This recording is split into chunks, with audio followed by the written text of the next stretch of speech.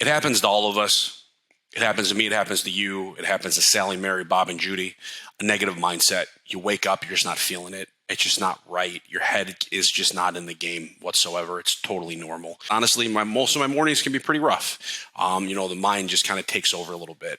So what I'm doing now is I realize the first thing I have to do is feed my mind with the right type of material.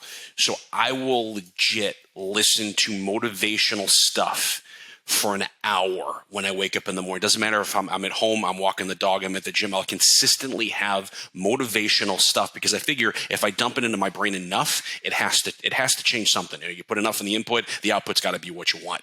So the moment that I wake, I'm so serious on this. The moment that I wake up to brush my teeth, I've got an AirPod in this ear, I've got my iPhone in this hand, and I'm going ahead and I'm listening to something motivational. And then you just kind of then you start just going through the routine of what it is.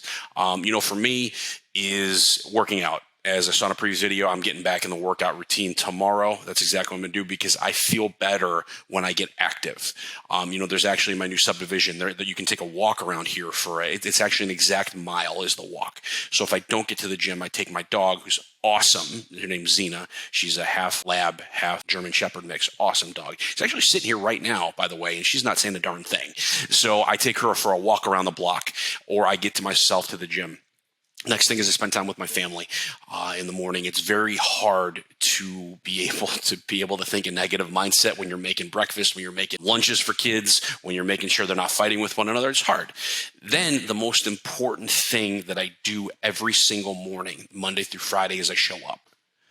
Because it's so weird. It's like I don't mean to say this. My intention isn't to be cocky or anything like that, but I always wondered, why do people look up to me with what I do? It's because I show up on a consistent, regular basis. I just show up. And I've got people that are relying on me now because I run a Zoom room of anywhere between 8 and 15 people. If anybody wants information on that, comment below, in the Zoom room.